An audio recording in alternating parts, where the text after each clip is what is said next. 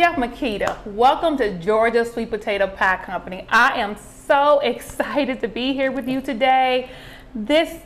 All these ingredients look amazing. What are we making today? Well, first, thank you. I'm happy to be here with you guys today as well, and I'm excited to share this recipe with you all today.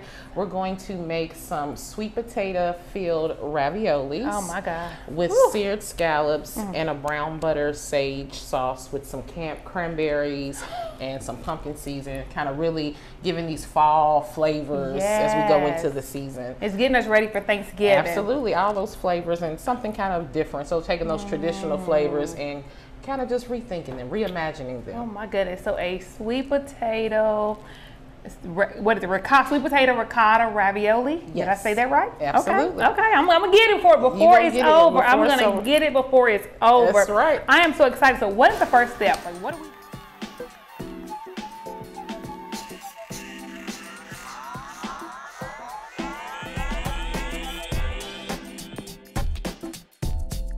What do we need to do? So the first thing we're going to do is we're going to start by making our filling. Okay. So I'm going to we're going to start with about 2 cups of a sweet potato puree. Okay. So we just took some sweet potato, roasted them in the oven for about 45 minutes, peeled the skin off of them and just pureed them down.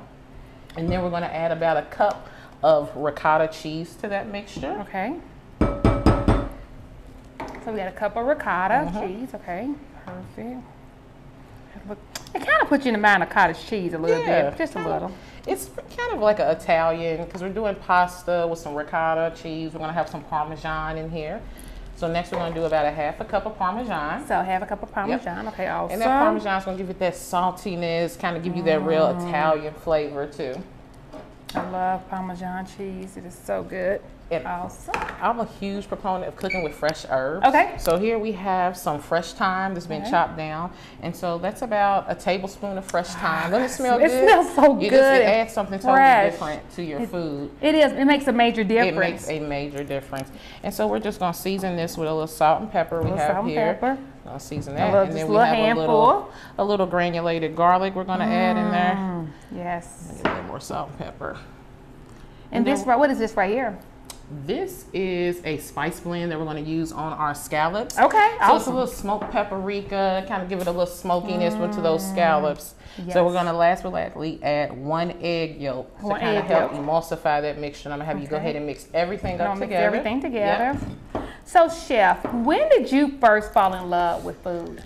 Oh, I've been in love with food my entire life. Really? You sound like me. I'm a woman that likes to eat. I've always liked to eat. You know, I grew up around a family of women that cooked. You know, my mother, she grew up on a farm in Athens, Alabama. Ooh, okay.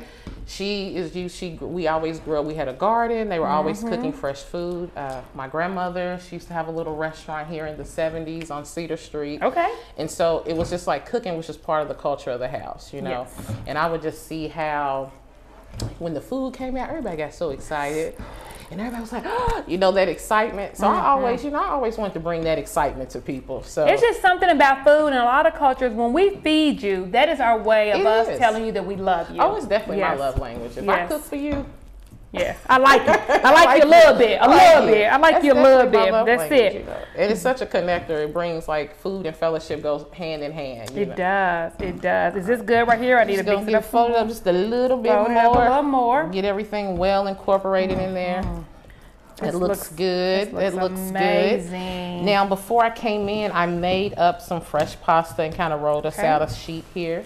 Now, how did you make that? So fresh pasta is a very simple process. It's for this particular recipe, and I sent it over so you all can share that with the viewers. It's 4 cups of flour, 4 egg yolks. I'm sorry, 4 eggs, and a tablespoon of olive oil. Wow, and really simple. Very simple. And you're just mixing it until you can get into a dough. Okay. And then you have to knead that for about 10 minutes, and then you roll it out to your desired thinness for your pasta. And how thin is this right here that we're going to use?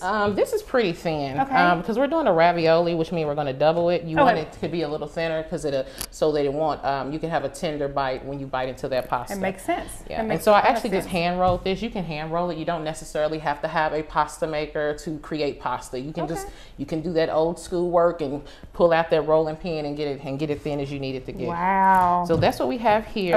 And we use some 00 King Arthur flour when we made this pasta, which is a really, really fine texture, which helps give you a light bite to that pasta. Wow. Okay. So I just have like a simple little ravioli cutter right here. And so what we're going to do is the pasta's a little dry on the edge, so we'll come away from there.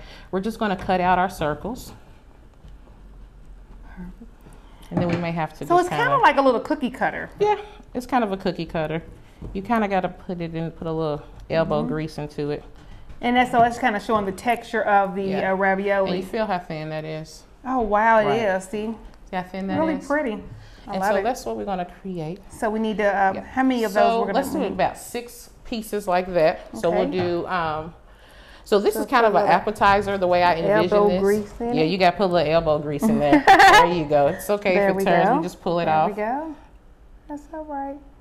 The next one's going to be better. I promise you. The next one's going to be better. It's going to taste good. Yes, here we go. And you know, I'm the type of person, I don't care how my food look, I just want it to be good. That's important. It's important. For me, because I can mix everything in a bowl together and eat it. I don't need my stuff. Some people, they don't want their food to touch it. Oh. Yeah, my stuff don't have to be separated. If you give me some greens, I'm throwing that potato salad, mac and cheese on top. That's how I with like some cornbread. Because I think you can get that perfect bite. You need a little bit of everything on the everything on that fork to create that synergy. You know, that perfect bite. Yeah. So you talk about how your family is from Alabama. So my dad's family is from Mississippi. Shout out to Mississippi. Shout out Mississippi and Bama. That's it. And I'm telling you, those folks know how to eat. Like when we go down there, we're eating okra, fried corn, field peas, some sweet potatoes, and then we're gonna throw the homemade cornbread on top. And it's made from scratch. It's made from scratch. And then they know who done killed the hog from the piece of meat that you eat. They done went down the holler and it's real fresh. It's real fresh. It's real fresh. Exactly. Yeah, that food, that's some different type of eating right there. It's different. I love it. I love it. So, you were talking about your family and stuff. So, like, what was one of your favorite childhood dishes that your family made for you? Well, my mother, her specialty was banana pudding. And that was one of the first things that I learned how to make and master because we always had a deal, in order for her to make it, I would have to stir the custard. I'd have to stand there and make sure that custard was moving and not sticking and that it was smooth. So banana pudding is one of those things that really give me a lot of great childhood memories. And my mom passed away, so food is one of those things that really make me, go back into those moments, and that banana pudding is definitely one of them. And sweet potato pie too. My aunt, during the holidays, her kitchen would be full with sweet potato pies because the people she worked with would pay her to make, make sweet potato pies. Make sweet potato pies. And that was what she was known for, was these amazing sweet potato pies. But definitely desserts. I love sweets. Me too. I love a good sweet item. So, anytime I have an opportunity to eat some yum, some sweets, I'm there. Good. It makes me happy. And you talk about sweet potato pies. That's one of the things we hear all the time is when people come to the shop or see us out, they always tell me, my auntie, my cousin, my big mama, somebody can make a sweet potato pie. And I'm like, I know they can make it, but we can make one too. So you just come on to Georgia and get you one. Yes, y'all can. But yeah, because we hear that all the time, but that's what sweet potato pies are common in a lot of cultures. How you get in a lot of cultures, I need to do, is that fine? I think, that's good. Okay. We'll get that. We'll clean this kind of up out of the way here. We'll put that here. Get this out of our way. And so now what we're going to do, let's see, we got those. We'll match those up. We're going to take, we got a little egg wash right here, with just some egg, and we're going to take those and just go around the ends of our pasta right here, and so that we can kind of help them seal. Okay, perfect. So just dip my finger. So that's one thing about it, when you're cooking, you can't be scared to get your hands dirty. Nah, you not at all. You got to be able to touch and feel that food. You got to be able to feel that food. So much of what you do is about using all your instincts in the kitchen, how stuff smells, how it feels, what it looks like. So you can't be afraid to touch food.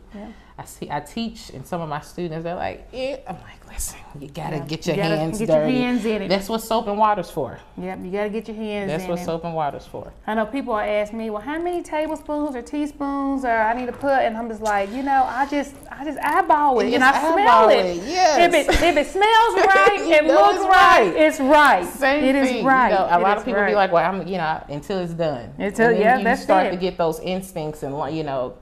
And so now what we're going to do is we're going to take just a little bit of our filling. Okay. Not that much. And we'll place it in the middle. Perfect. Now the pasta recipe and this filling recipe, you can get about 3 dozen out of this recipe. Wow. If you go through it. So we'll just take our other piece and we'll put it on top. So say if a person actually make this recipe right here and they don't use all of their sweet potato ricotta mixture, can they freeze it? You can definitely freeze that mixture. You can actually make your pastas like this and lay them out on a sheet pan and freeze them and then put them in a Ziploc bag, and you can have these frozen and they'll hold for about 3 months in the freezer before the quality degrades, and you just pop them out, throw them in your water. And so once you get them sealed like that, you just want to take a fork and just crimp them just to ensure that that filling doesn't come out of those as we are boiling those off. And I'm gonna go here. I'll do the crimping while you do the filling. Okay, I'll let you do the crimping while I do the filling. Teamwork make the dream work. Sure does. I like a lot of filling, so I hope my filling don't run out the side. Now you can make your pastas bigger. You can, you know, if you have a bigger cutter, you can always make one big ravioli and fill it all the way up. So there's no right or wrong to it. You know, it's all about however you want to do it. So we get those there. I wish I had a paper. Do we have paper towel down here? Do I have paper towel? You see one? There we go. I'm just gonna grab that just to. There we go. And I'm gonna crimp this. Perfect. And so what we'll do now is we'll, so those look great. Get some paper towel. There you go. We'll pull this down. Okay. This right now. So now we about to get down to business. I'm about to do my dance. We're about to get down to business. Let's get our cast iron skillet turned on. So let's turn it on first and get our skillet warmed up before we add our oil into it. And then we're going to use some grapeseed oil and a cast iron skillet to sear off our scallops. And what we're trying to do is create a nice crust on them. So we're going to get it really, really hot. And then once we put them in there, we're going to leave them alone. We're going to let them do what they need to do. A lot of times people want to, you know, they want to move their food around. So, so we just let them we're going to let it get that beautiful sear that we want on it. And then once we do that, we're going to make our sauce for that. So right now we're going to add the scallops to the pan. So what's our next step? Yes, so now we're going to prepare our scallops. So we have some dry pack bay scallops. It's important if you want to do seared scallops to get dry packed, and you want to make sure that they are extremely dry before we start, because moisture will impede that searing process, and we want to get a nice beautiful crust on these scallops. So when we go to the store, we need to ask for a dry pack. You want dry pack scallops. Okay, that's good to know. And so we're just going to season liberally with some salt and pepper. And you season with your hands. You just season, just season with your fingers until it looks right. And then we're also going to use a little spice blend. So this is a combination of just some smoked paprika, a little cumin, a few little just other dried herbs we put together just to add a little seasoning and spice to these scallops. Now, why do you use smoked paprika? Just to give you a little smokiness. And then also just a little color on it. I mean, paprika doesn't give you a lot of flavor, but if you get a smoked paprika, it'll give you just a little bit of smokiness to that food. Okay, perfect. So we're going to do that on both sides. Okay, so I will season this side. Season that side. And so we're going to put a little salt and pepper, sprinkle it with our fingers. There, I'm kind of heavy-handed, so I hope it ain't a little too salty. Okay, there we go. Please don't ever ask me to do your hair. You would not be happy because I am heavy-handed. There we go. That looks perfect. Looks good. Is there any cayenne pepper in this? It's a little bit of cayenne. Just a little bit? Just a little bit. Just a little bit. It's not spicy, but it will just have some flavor to it. Okay. So let's check over here, make sure our skillet is nice and hot. And what we're going to do is we're just going to place those in a single roll. In a single roll. So. Yep.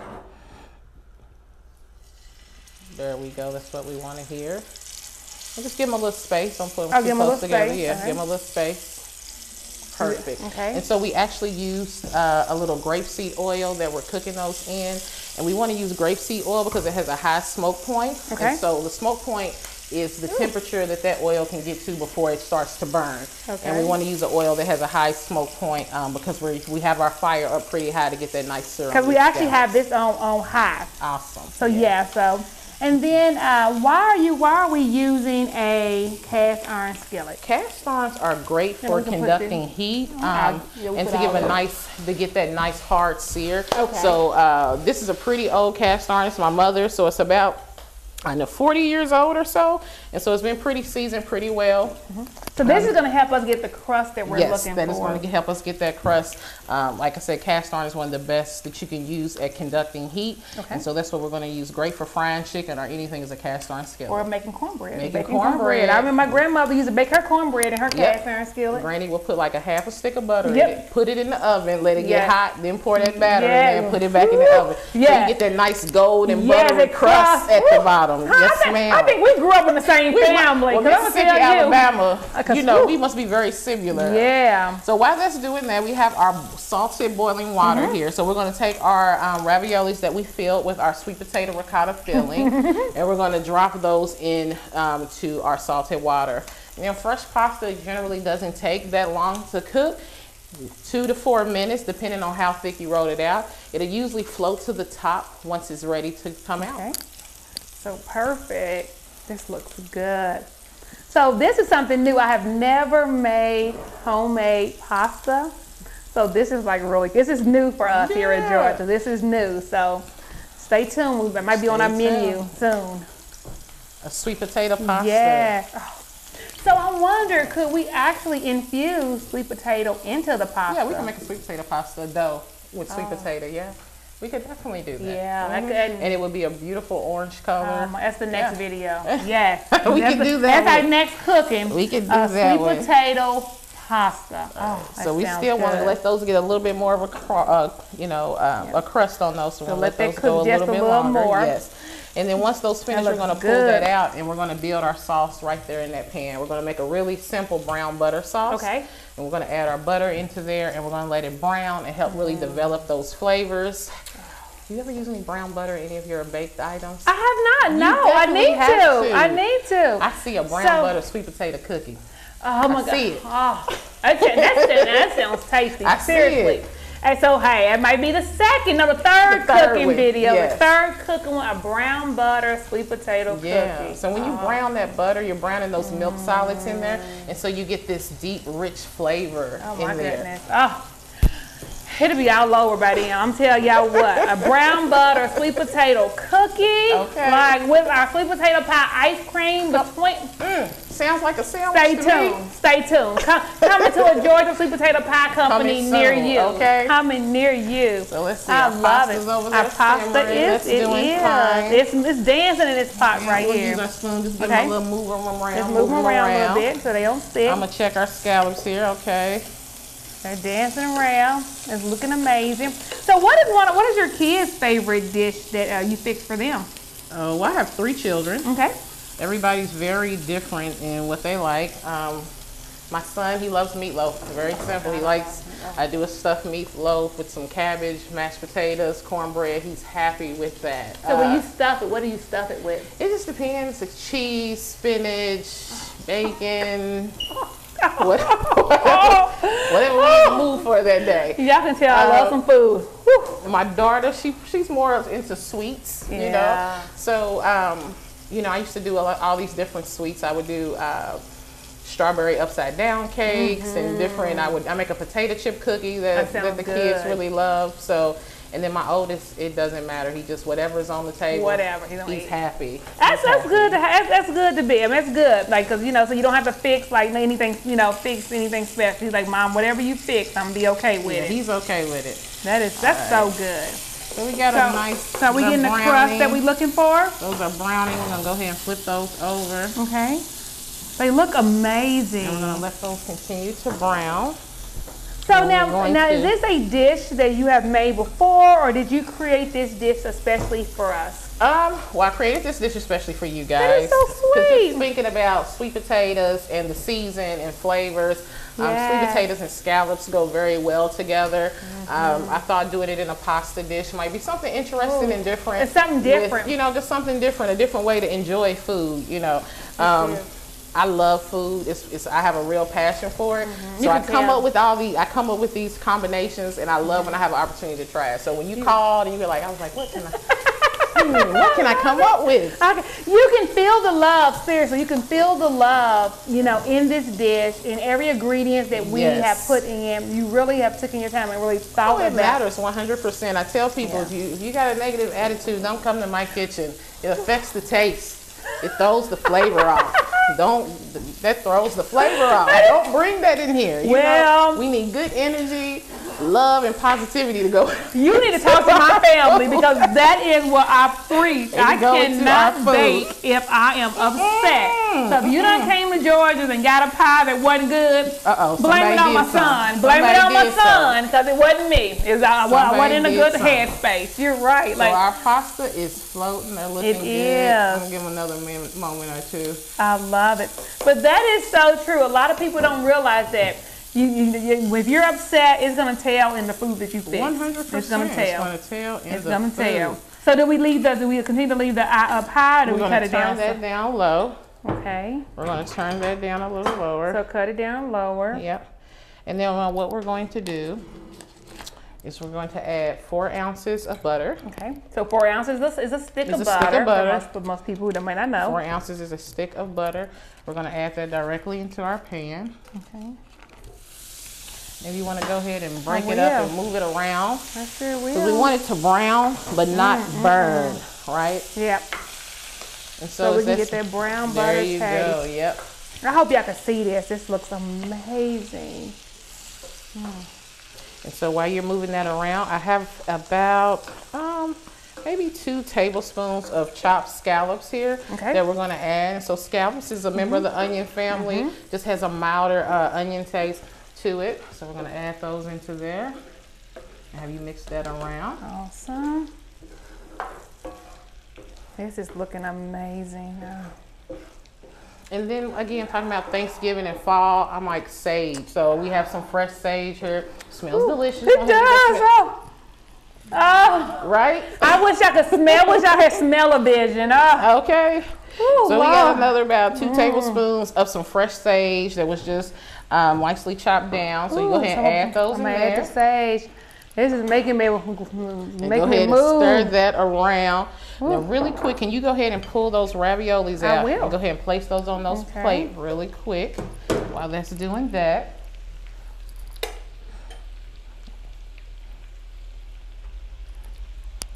There you go, lay them there.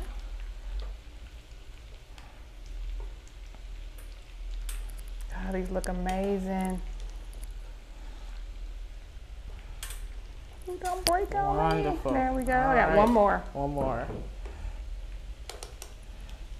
There we go. All right, so you want to go ahead and keep those moving.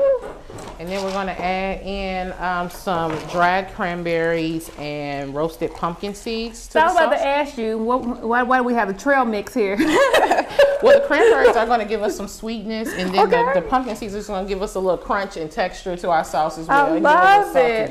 I love it. Just thinking about those flavors of the season and different things. And then we're going to go ahead and give that some salt that. Here we go. And we're also going to add a tablespoon of real maple syrup. You cannot go wrong with maple syrup. There's that.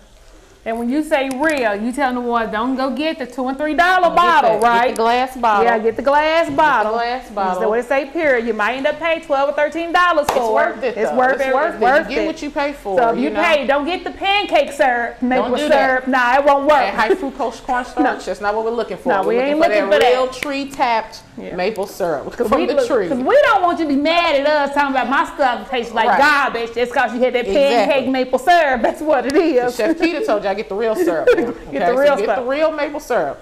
So we just see how it's starting to brown. It has that brown amber color, which is exactly what we want. And so now what we're going to do is we're going to add our scallops back in here, as well as our raviolis. I tell y'all, Georgia's gonna have a restaurant before long. Mark my word. You want to go ahead and toss those around. We're gonna have this on the menu. Oh my goodness. Everything nice and tossed in there.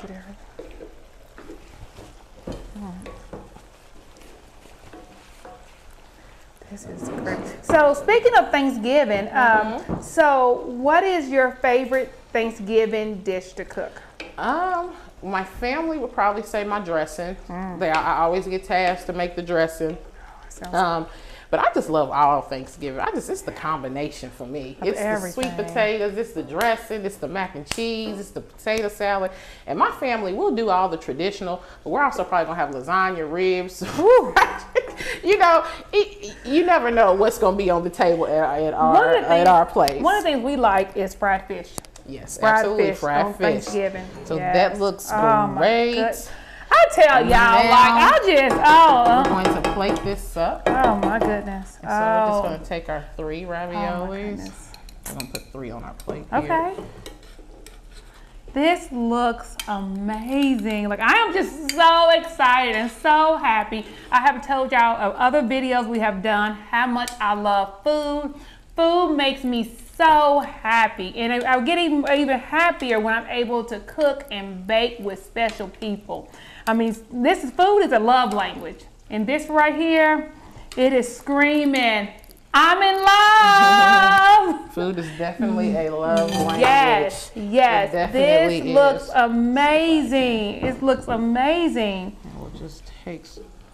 Oh, we need a little more cranberries in there. Yeah.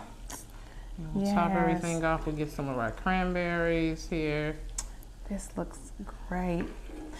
So, Chef Makeda, tell everybody, how can they find out about you and find out about the wonderful organization you work for, or if they want to have you come actually, cook for them? Like, how can they find out more about you? Sure. Well, you can contact me via my website, which is sisterchef.com, and that's SISTA as in sister chef, CHEF.com.